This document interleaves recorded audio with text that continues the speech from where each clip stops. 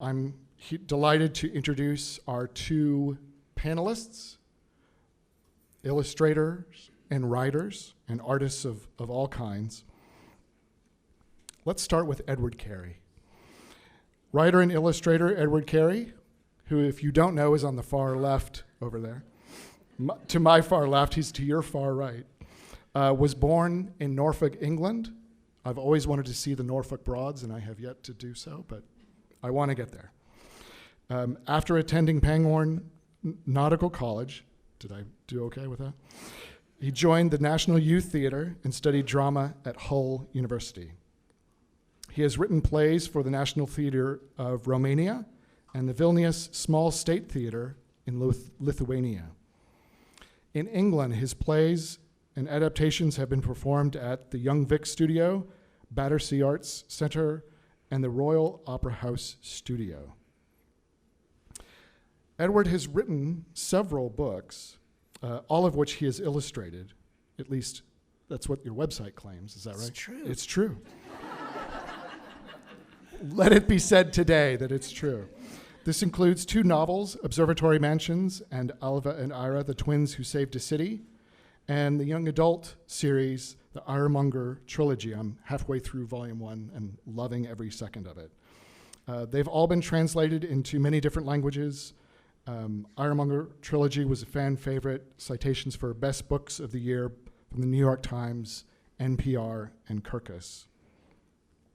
I don't know if we'll have time to talk about this today, but his most recent novel is Little, and he has a book event coming out that I will promote a little bit later on Tuesday. Tells the story of a young orphan girl who becomes, I guess she already was. Well, anyway, she becomes the famous wax figure artist, Madame Tussaud. I know, aren't you intrigued? There will be a book launch for Little at the Austin Public Library this Tuesday. Wow. With fellow writer and his wife, Elizabeth McCracken, who's here. And I'll plug that again at the end, so you don't have to write it down right now. He, Edward, has lived in many countries across Western and Eastern Europe, currently makes Austin his home, teaches, or has, are you currently teaching? Yes. Creative writing and fairy tales at the Writers' Workshop at the University of Iowa, the Mishner Center at UT. And you can follow him at Edward Carey 70. You can follow Bill, I guess, around his office or around Baylor Street. Joe Pat might have something to say about that. You've actually did have somebody kind of wandering around the office a while back. My pleasure to introduce Bill Wittliff, born in Gregory, Texas, has lived himself all over the nation state of Texas. But born in Taft. But born in Taft. Oh. Gregory was later. I'm going to edit that YouTube video. Well, he attended, is it 5 institutions of higher learning? my first year. So you can see he's very learned, including a spring and summer semester here at Southwest Texas State University. After graduating from UT, he and his new wife, Sally, moved to Dallas, where they founded, eventually, Encino Press in 1964, dedicated to publishing materials about Texas and the Southwest. And as I always tell people who are not from Texas, when you say Southwest, you really just mean Texas. Bill began his long career in writing and producing films in the mid-1970s, and I can only hit some highlights here. Started out writing, co-writing screenplays for Thaddeus Rose and Eddie. How about that one? From 1977, starring Johnny Cash. Co-writer of Honeysuckle Rose from 1980.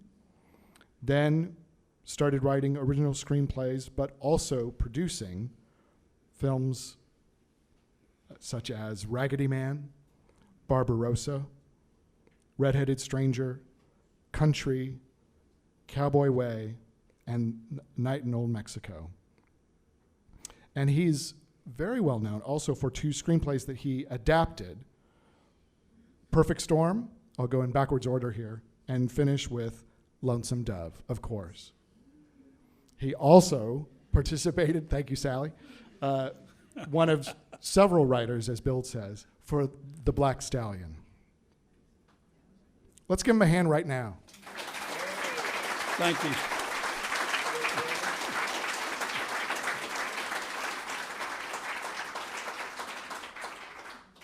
In 2001, he was inducted to the Texas Film Hall of Fame.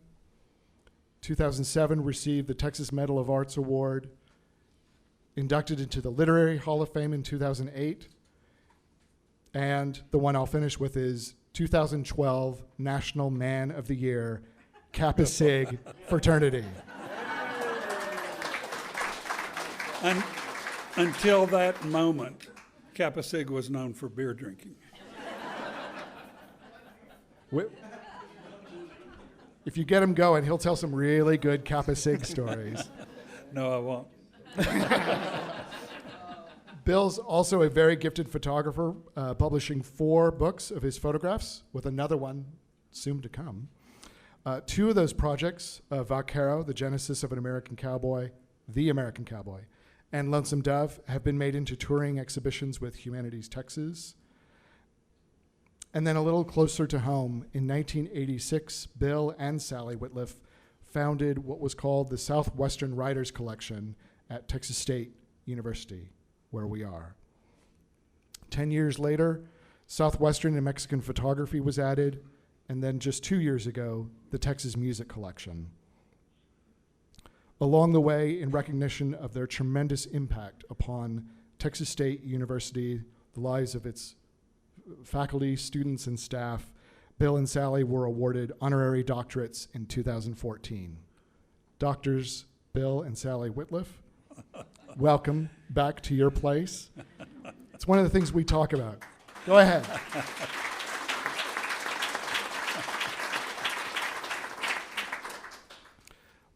I've mentioned the writers, photography, and music collections. Together, of course, this is called the Wittliff Collections. All of us on staff, and I think throughout the university really, just really call it the Wittliff. And I can't imagine a better legacy. So introducing Sally and Bill Wittliff. Thank you. Thank you, guys.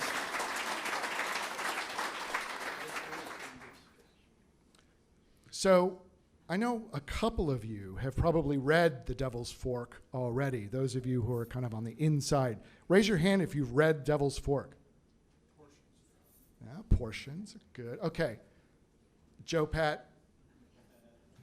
Let me introduce Joe Pat Davis, who's way in the back. He's not shy, he's just coming late. Joe Pat has been Bill's intrepid assistant for how many years? 3 years. God, it seems like 100. Was it 4? Yeah. So we know Joe Pat has read the book. Joe Pat, do you want to say a couple words about Joe Pat, Bill? Joe Pat is, I have been so fortunate all my life with helpers and friends and assistants. Joe Pat is the most recent. Before Joe Pat, I've had several ladies that were just diamonds. But Joe Pat is also. I mean, he's a great photographer in his own right. He knows how to work all the machinery. He can work a computer. He can work a scanner. He can print on a big Canon printer. And I know how to do these things, but I never let him know that I know. No, he's a jewel. And so is, I must say, his darling, Hillary, who is here also. There you go, Hillary. Yeah.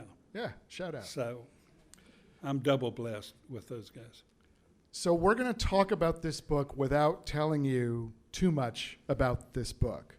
There's a few kind of general topics we can touch upon. I don't want to give any plot away, no spoiler alerts here. Yeah. That's not to say that there isn't really good stuff in there. No, I want you to save it and see it as it happens when you purchase your copy on sale out front, and then read it for yourself.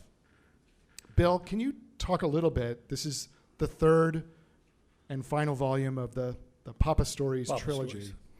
Can you talk about how did this particular project begin for you?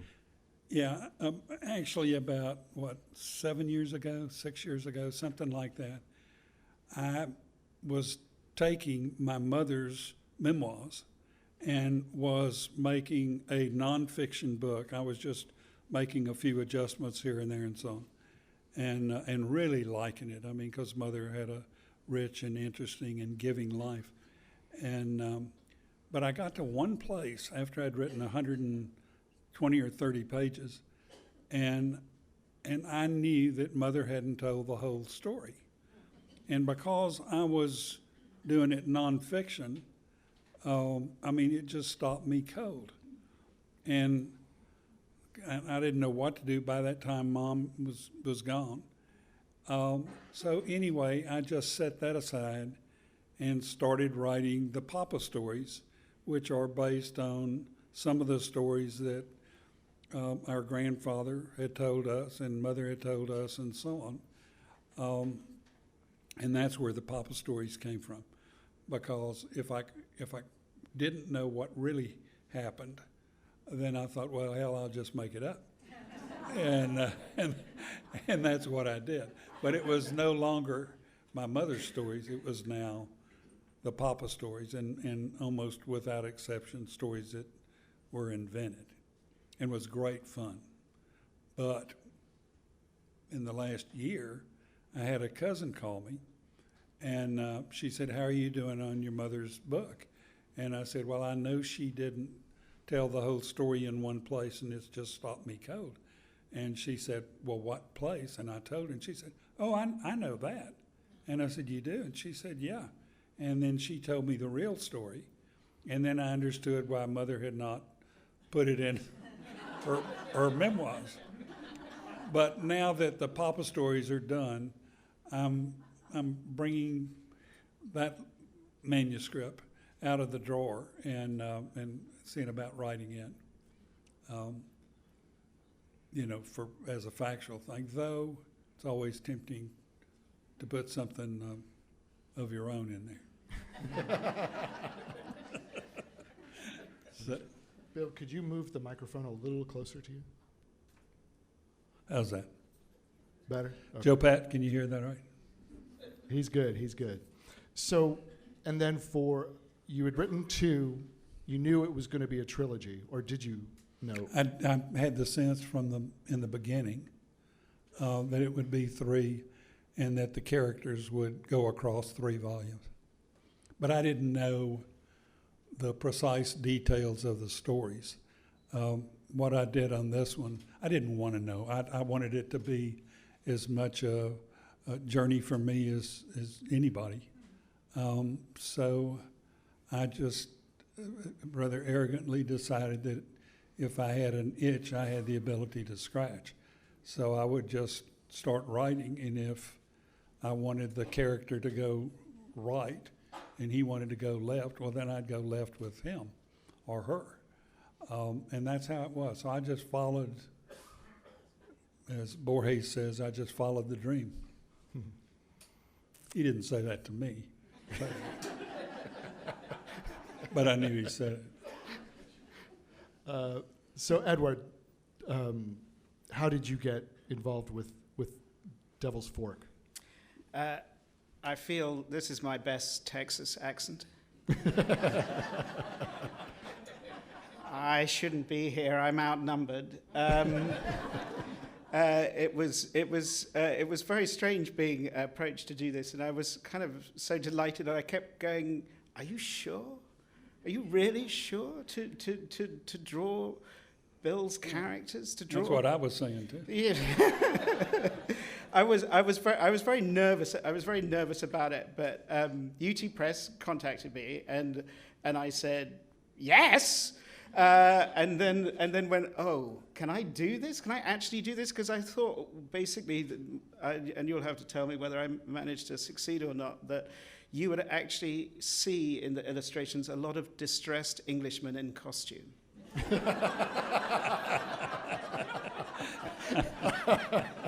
I was very nervous that would be it, whether I tried to find my inner Texan. Yeah. So how did the process work? Did you read it, or you did 20? Is it 20 illustrations plus the cover? Yeah. So how did you choose? Did Bill choose? Did you choose together which scenes? No, Bill chose you chose what you wanted. That's the scene. So that was all set up, which was enormously helpful. Sure. So I knew kind of how to approach it, and then I would come. It was actually really. I mean, because I live in Austin, I could come and see Bill each time I'd finished an illustration, and so it was. Right. We had our journey, and it was great to come in and go, oh, I've done this, and I can remember at one point, I'd done a terrible thing. There was this happens very early on, so I'm not giving anything away. A character reveals his bottom. I think you call it a hiney. And anyway, I'd done this illustration without a clearly visible hiney. And Bill pointed out to me that this was a hiney-less illustration. And so I had to go away, shamefaced, and give the poor character the bottom that he deserved. So this was the process, wasn't it? And what he did was he did it on a separate piece of paper and glued it on. So if you had the original and you wanted to see what he had done originally, you could strip that off and see his sinful ways when he first started illustrating this book. No, he was a joy to work with because he's an artist, he's a writer, and he's an Englishman. And we had not had those three in my office before.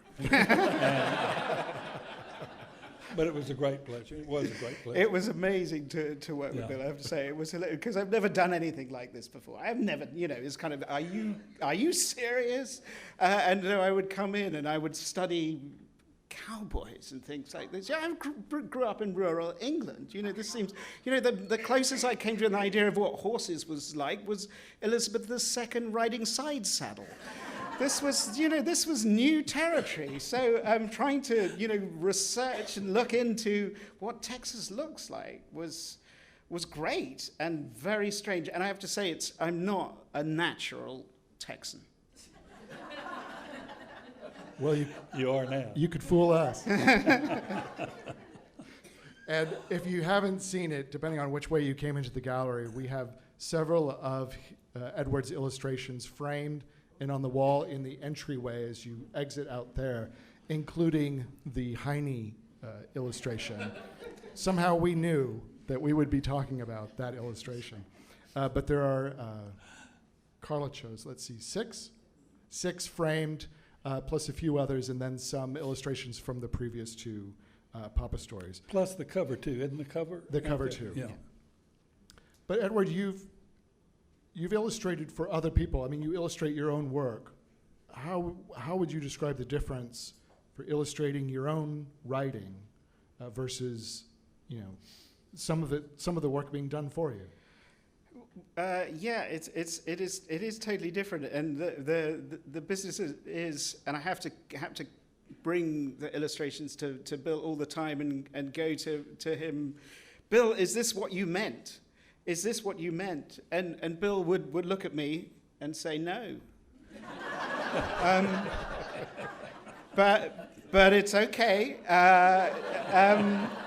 And you would kind of, you'd say, but it's your version. Actually, I have to say, I have illustrated books for other people, and the different Bill was incredibly generous right from the beginning, and he said, "This is your vision of the book, and I want you to have the freedom to have your vision with it," which is actually an incredibly generous and kind of almost unheard of generosity to have in this way. I'm used to doing my own illustrations, and I've only got myself to blame. And I have a sort of, then I know the characters, but here I had to step very carefully to make sure that I was trying to capture Bill's people.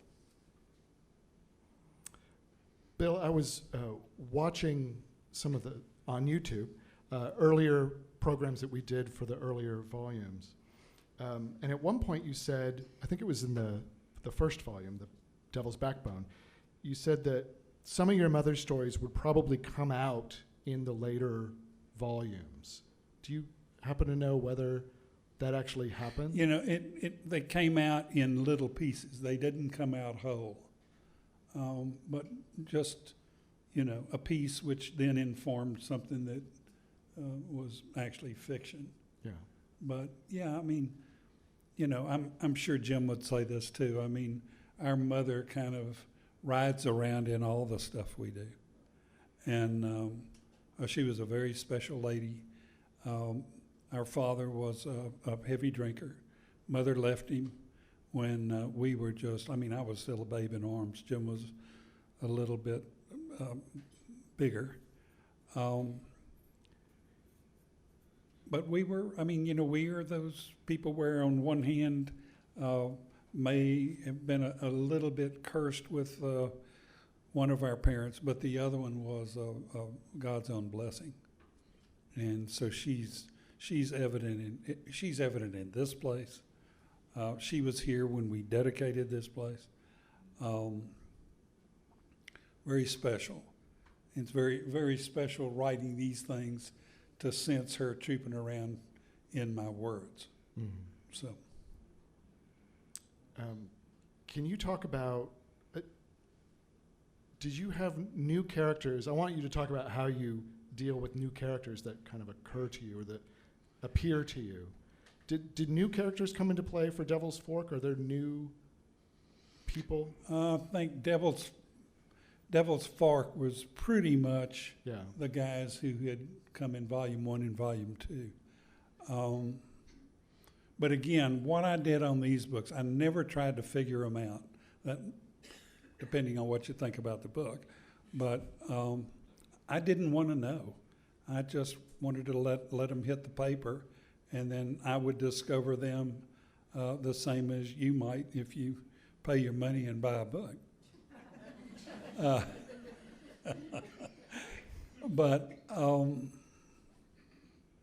But they were always a surprise to me. Callie Pearsall, who was this cowboy, great. I just adore Callie. But he just appeared. The Papa was a boy in the first one, and he was underwater and found a bone. And when he surfaced, here was this cowboy, and it was Callie Pearsall. And God, Callie's just, he's just become a member of my family and a dear pal, and it's wonderful when that happens.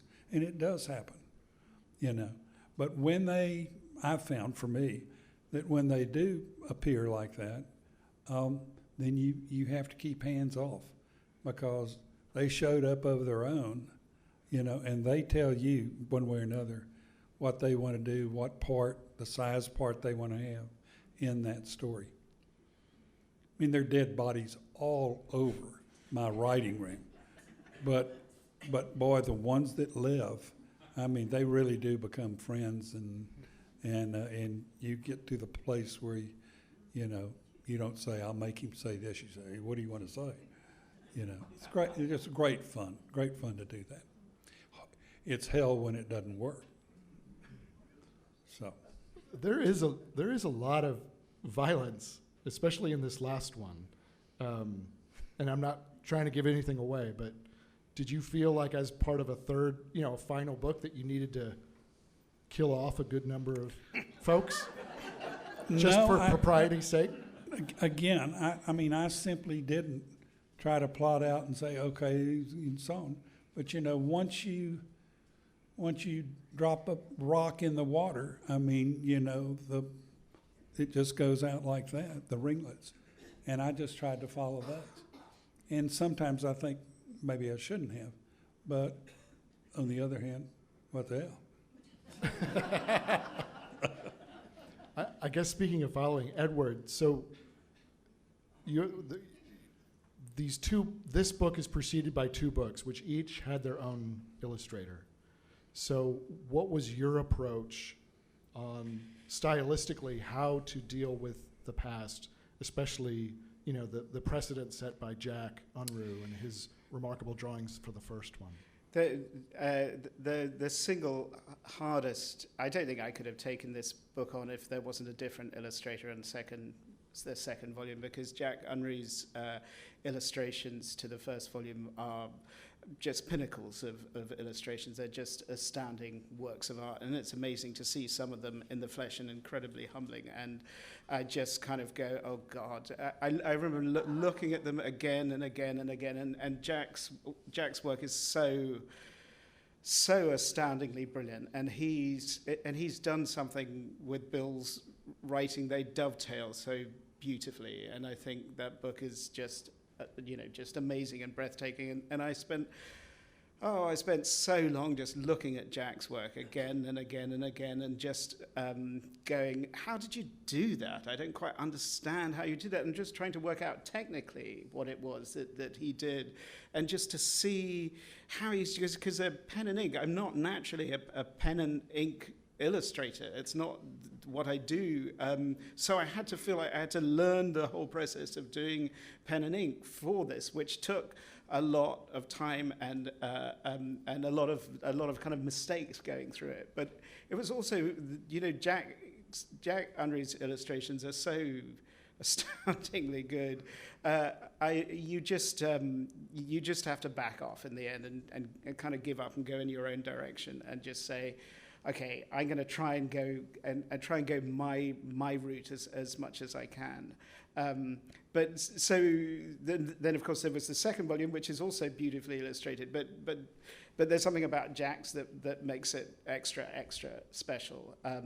And I think, Bill, you said that you had offered other, that you'd perhaps talked to other possible Texas illustrators for the second volume, and nobody in Texas would touch it because this was Jack's property, and he'd just done such a beautiful job, and that the second illustrator wasn't wasn't from Texas, and then you had to get a foreign bloke to do the third volume. But so I kind of felt like in the end I could have a little bit of freedom. But. And you took it. Bill, one of the great connections that I noticed between the two of you, Bill, can you talk about Conley's arm and a leg store? I don't know where that came from. I created, I mentioned Callie Pearsall. His sister married a guy in Fayetteville, I think it was, wasn't it? I think so. And anyway, it was right after the Civil War. And of course, there were a lot of guys who came back with missing parts. Maybe a finger, maybe an eye, maybe an ear, maybe both ears, maybe an arm, maybe a leg. Anyway, so this guy named Conley started the arm and a leg store, where you could go, if you were missing an arm or a foot, you could go in there and he'd carve you a new one. And so it was Conley's arm and a leg store. And he had, in the window, he had legs and arms and hands and fingers and so on, and people came from far and wide, and that was Callie's sister.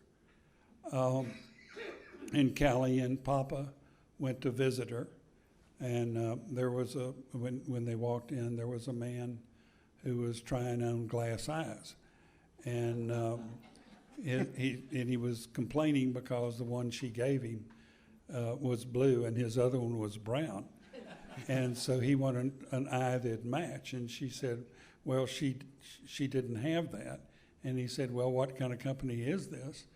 You can't match my other eye.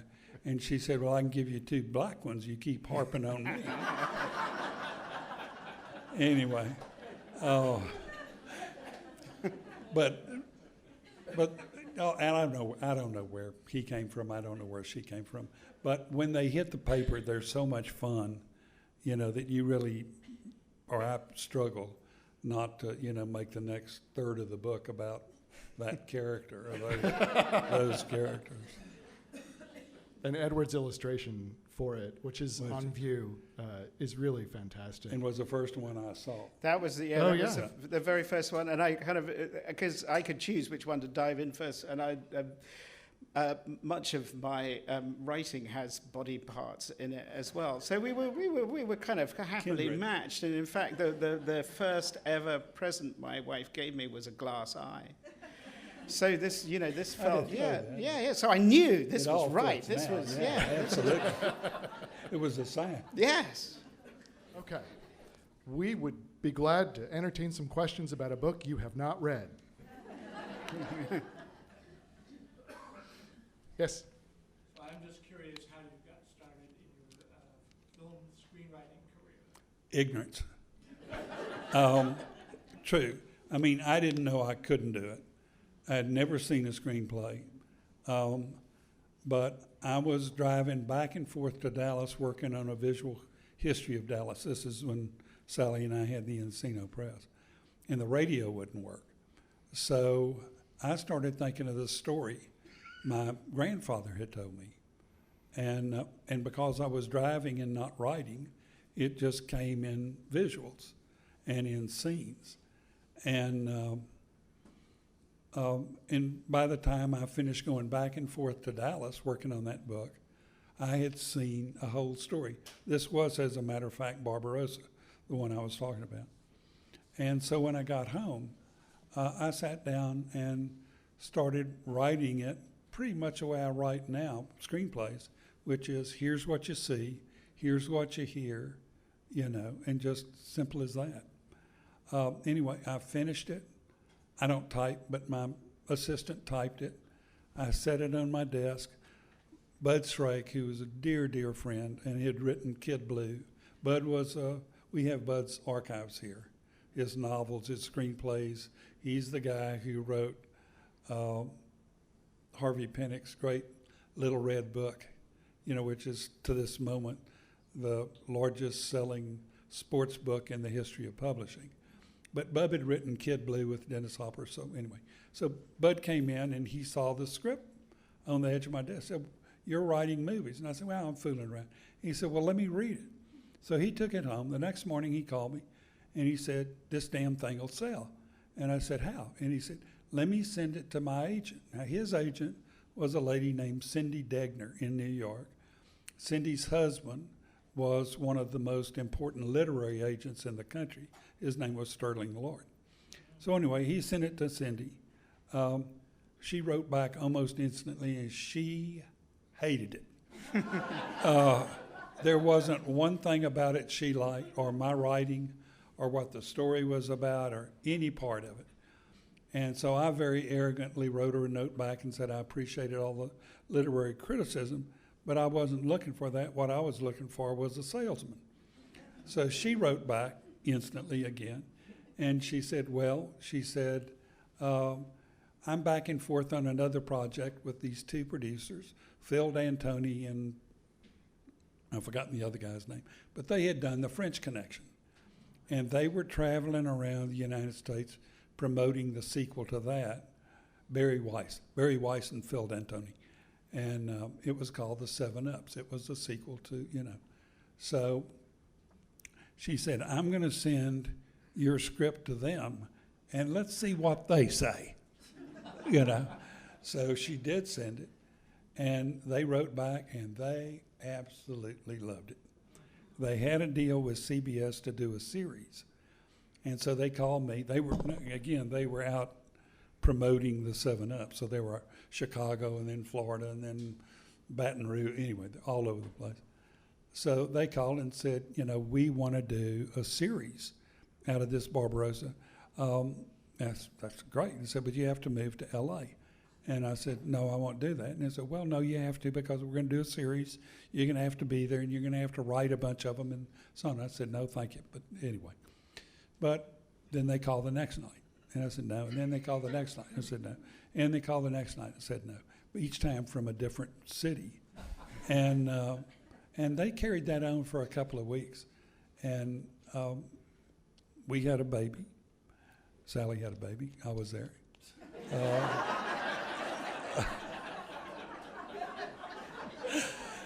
But I kept saying no, no, no. And then all of a sudden, they never called again. And that was it. And I learned then, I mean, nobody spends a nickel on bad information. But it convinced me I could write a screenplay. You know, so I wrote another one. May I tell one more story about the film stuff, because it's kind of fun?